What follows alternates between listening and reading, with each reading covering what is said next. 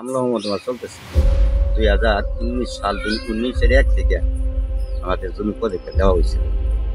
এই প্রজেক্টের মধ্যে আমারও ফরিদে কন্ট্রাক্ট ভূমির মধ্যে 52% জমি লিখিত নিচ্ছে আমার কাছে। মিথ্যা মামলা দিয়ে টাকা আদায় করাই যেন সাইদুলের একমাত্র নেশা ও পেশা। 32% জমি আমি হারিয়েছে আর আমি 52% জমি দলিল আছে। ত্রিশালের বড় মা কাকচর এলাকায় জড়িত মণ্ডল বাড়ির সাইদুল ইসলাম। ইতিমধ্যে তিনি এলাকায় কুখ্যাতি অর্জন করেছেন মামলাবাজ সাইদুল হিসাবে। বিভিন্ন সময় বিভিন্ন মানুষকে মিথ্যা মামলা দিয়ে হয়রানি ও চাঁদাবাজি করে অর্থ আদায় করেন তিনি। আমার জমিনে কাউলার জমিন আছে, খারিজের জমিন আছে, আমার জমিন থেকে আমার বন্যা ভাইব লাগনে ভাইব। স্থানীয় এলাকার কয়েকজন গণ্যমান্য ব্যক্তি জানান, বেশ কিছুদিন আগেও পাশের গ্রামের মোস্তফাদের নামে একটি মামলা করেন সাইদুল ইসলাম। পরে এলাকার গণ্যমান্য ব্যক্তিরা বসে মীমাংসা করে দেন। একই এলাকার বাসিন্দা আবুল মিয়া জানান, সাইদুল ইসলামের কাছে তিনি টাকা পেতেন। পাওনা টাকা চাওয়ায় সাইদুল মামলা করেন আবুল মিয়ার নামে। সাইদুল আমার টাকা হয়তো মামলা করছে, আমার 2 লক্ষ টাকা লেম্বর সব দরবার হয়ে যাওয়ার কিস্তি হয়েছে। হ্যাঁ, এই ব্যবসায় চালাইতেছে, এনে দেখি না দেখি না হরেন করে ধরেন দিয়েছে চেয়ারম্যান লেম্বর হয়েছে আমার। সরেজমিনে দেখা গেছে মিনহাজ ফিশারিজ প্রজেক্টের নামে একটি মিথ্যা মামলা করেন সাইদুল ইসলাম। মিনহাজ ফিশারিজের মালিক 10 বছরের জন্য লিজে নেন ফিশারি। তিনি প্রতি মাসে ফিশারির ভাড়া ফিশারির জমির বৈধ মালিক শরীফুল ইসলামকে বুঝিয়ে দেন। মামলাবাজ সাইদুল ইসলাম দাবি করেন তার কিছু জমি আছে মিনহাজ ফিশারিজের স্থানে। উনি যে সম্পত্তি দাবি করছে তাতে সম্পত্তি নাই, আগে আসিন সব জমি বেঁচে গেছে। শুন, এলাকার যারা জমি রাখছে এরাই তো বুক দখল করে খাইতেছে। আর যার নামে করছে উনি খুব বড়লোক লোক, ওনার কাছে যদি এমনি দাবি হতো চলে টাকা দিয়ে দিত। তাদের মিথ্যা মামলা করে আর অভ্যাস জানতে আমার কিছুদিন আগে একটা মামলা করছি, মিথ্যা মামলা।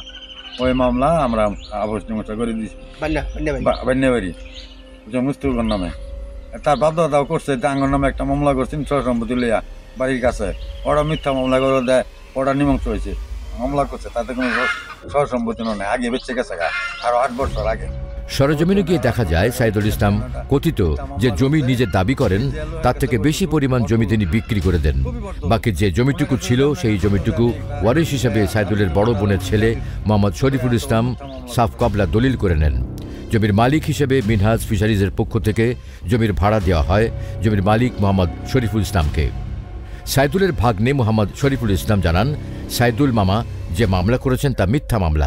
প্রজেক্টের মধ্যে আমার 7 কাঠা জমি, এটা আমি পাই, আমার মা আমার নামে রেজিস্ট্রি করে দেয়। হ্যাঁ, আমার নামে না, আমার নামে 3 কাঠা এবং আমার 4 বোনের নামে 4 কাঠা, মোট 7 কাঠা জমি আমাদের নামে রেজিস্ট্রি করে দেয়।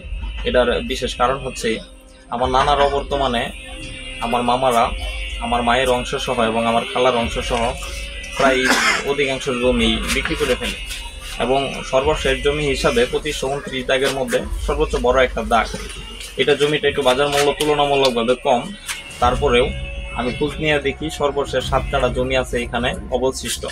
আমি বাকি যা জমি আছিল এইখান দিয়ে সবটুকুই বিক্রি করে ফেলে এবং কি আমি লয়ার দিয়ে ফরাইজ করার পরেও আমি যেটুকু জমি পাই অবশিষ্ট 7 কাঠা বাদে আর বাকিটুকু জমি পাই না পাওয়ার কারণে এই সর্বশেষ 7 কাঠা জমি আমাদের নামে আমার মা রেজিস্ট্রি করে দেয়। এবং কি যেই মামার তত্ত্বাবধানে ছিল এই জমিটা, যে আর কি করতো খাইতো, সেই মামাকে আমি সাথে রেখে 2 কাঠা জমিনের ভাড়া আমি তাকে দিচ্ছি। 2 কাঠা জমিনের ভাড়া দিচ্ছি এবং 5 কাঠা জমিনের ভাড়া আমি নিতেছি। তার কাছ থেকে আমরা বিলটা নিচ্ছি। প্রথম 1 বছর তার দাবি চাইছে ভাড়া, তখন এলাকার যে মেম্বার আছে, আগের যে মালিক আছে, তার একটা সমাধান দিচ্ছে যে এই ভাড়াটা তার বাইকটা শরীফুলে দেওয়ার জন্য। শরীফুল বলছে তার কাগজপত্র সবই ঠিক আছে, তখন আমরা প্রথম বছরের ভাড়াটা শরীফুলে দিচ্ছি। দ্বিতীয়বার যখন ভাড়ার টাইম আইছে তখন তার বাইকটা শরীফুল ভাড়া টেহা চাইতেছে, তাদের মামার টেহা চাইতেছে। তখন আমরা টেহারা স্থগিত রাখছি। স্থগিত রাখার পরে তারা এবার 30 সাল যে 22 এপ্রিল নয়নের কাছে তারা বিচার দিছে এটা একটা সমাধানের জন্য। তখন আমরা বলছি যে ঠিক আছে, তোমরা এটা সমাধান করে আইও, আমরা যারে যে কোনো ভাড়া একজনে দেন, একই ভাড়া 2 জনে একজনে দেন, যারা সমাধান চাই দিব তারাই আমরা ভাড়া দেব। তারপর তারা এবার একটা সালিশি করিয়া ব্যক্তিগত তারা কয়েকজনে ওরাঙ্গরে বলছে 5 কাঠা জমিনের ভাড়া নিব তার ভাগ্না শরীফুল, আর 2 কাঠা জমিনের ভাড়া নিব তার মামু। তারপর দুইজনের কাছ থেকে তার বাইকটা শরীফুলের কাছে সিগনেচার রাখছে 5 কাঠা জমির টাকা দেয়া। তারপর তার যে মামু আছে সাইফুল ইসলাম, হ্যাঁ সিগনেচারটা 2 কাঠা জমিনে ভাড়া আমাদের কাছ থেকে নিচ্ছে। সাইদুল ভাই তো তার ন্যায্য দাবি, সাইদুল মুন্সি সে জায়গা দিছে ফরিদ ভাইরে, ডিট করে জায়গা দিয়েছিল, ফরিদ ভাই জায়গা দিতে গেছে মিনহাজ ভাইরে। সাইদুল ভাই আগে ফরিদ ভাই থাকতে ভাড়া পাইছে, এখন মিনহাজ ভাই নেওয়ার পর সাইদুল ইসলামের করা মামলার কয়েকজন সাক্ষীর সাথে কথা বলে জানা যায় যে এই মামলার বিষয়ে তারা কিছুই জানেন না। ইতিমধ্যেই তিনি এলাকায় পরিচিত হয়ে গেছেন মামলাবাজ সাইদুল ইসলাম নামে। এখন বিষয় হচ্ছে ওই সাইদুল ভাই মামলা করছে, মামলা করার 2 দিন পরে আমার সাথে জানছি যে এটা আমি মামলা করছি, যেটা সঠিক এটাই বলল। সাক্ষী সে আগে আমার কাছে জানছে না, পরে জানছে। সাক্ষী তো আমার এখন ফরিদ ভাই আমার জানাইছে এই মামলার তুমি সাক্ষী। যে মামলা করছে এই দুমার আরও অতীতে আর অনেক রেকর্ড আছে, তারা এইভাবে মামলা করছে, অনেক মানুষের হয়রানি হস্তক্ষেপ করছে, এবার তারা আরও অনেক মামলার করছে, এভাবে মানুষের এলাকার মানুষদের অনেক হয়রানি করাইছে। আপনি যদি কালীবাজার থেকে যদি কিনা বলেন যে চাত আমার সুজা দেখা যাবে না, যদি বালিবাজার থেকে বলেন কাউ বলে যাবো যে সুজা দেখা যাবে না। এখন কিন্তু আসলে কি সবার সুজা কাকা চাকরি সবার সুজা থাকে। 2019 সাল 19-এর 1 থেকে আমাদের জমি পদক্ষেপ দেওয়া হয়েছে। সাক্ষী সে আমার দেওয়ার পরে আমার 3 থেকে পরে বলছে যে তোমার সাক্ষী নেই। সে আমার বলছে যে তুমি তোমার বাবার সম্পত্তি জায়গার মধ্যে আছে তোমরা জানো, এই যে মামলা হয়েছে। আমি তার 12 জন আইডা মামলা করতে দেখুন কি সে বলতে যাবে আমরা না এটা সে তার বাড়া পাড়া তার সম্পদ তাহলে আমার কাগজে কথা কইব, আমি তো কোনো ডুপ্লিকেট না। সে বলছে আর কি বাজার আরো মানুষ না, এইগুলি আমরা তো জানি না। আপনি সে বলছে যেটা তার শোনা কথা বলতেছে আর কি। আমার লয়ে তোর মামলা করছে না, বুঝতে পারো তোমার এই মামার সাক্ষী মানছি, তুমি আমার বাবার সম্পদ আছে না আছে তুমি তো জানো, তোমার জমি রাখ তোমার চাষা কাছে বাড়ার জন্য অনেক তারা রিকোয়েস্ট করি বুড়ি আমার ভাড়া দেন, আমার জমিনে ভাড়া দেন।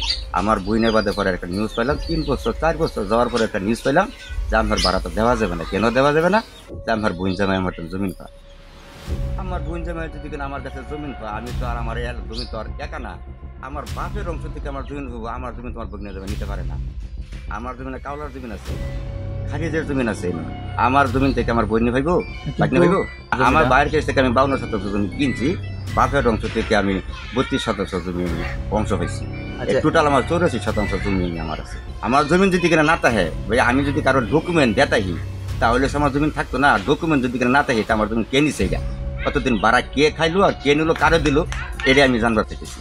কারণ ওই পর্সার মধ্যে জমিন রয়েছে আমার 3 একর 40 শতাংশ। এই ডাক্তার মধ্যে 3 একর 40 শতাংশ জমির মধ্যে আমরা 9 বাই 3 বই ভাগর টোটাল আমার 11.5টা অংশ। তার বেশি হইতে পারে না, অংশ তার বেশি হইবার কথা না। তো যে হারে শরীয়ত অনুযায়ী ইসলামী অনুযায়ী আইন অনুযায়ী ডকুমেন্ট আছে না, মুখে তো বিক্রি করছি না, অবশ্যই তার একটা ডকুমেন্ট নিয়ে নিছে। ওই ডকুমেন্ট যদি কেনা তার বার করে বলতে পারে যে হ্যাঁ অমুকের কাছ থেকে আমার জমি বিক্রি করছি, আমার কিনে নিচ্ছি, তখন আইনে যা প্রমাণ তখন ওই প্রমাণ। আর যদি কিনা আমার কিছু আমি বিক্রি করে না থাকি, আমার কাগজে যা আছে কাগজে প্রমাণ। কথাটা কি আমরা বুঝাইতে পারছি? স্থানীয় এলাকার বয়স্ক ব্যক্তিবর্গ বলেন, সাইদুলের বাপদাদারাও এইভাবে মানুষের বিরুদ্ধে মিথ্যা মামলা দিয়ে হয়রানি করতেন। তারা মামলাবাজ সাইদুলের বিষয়ে আইনগত কঠোর পদক্ষেপ চান। আমার বাইরে গেছে কিনে রাখছি।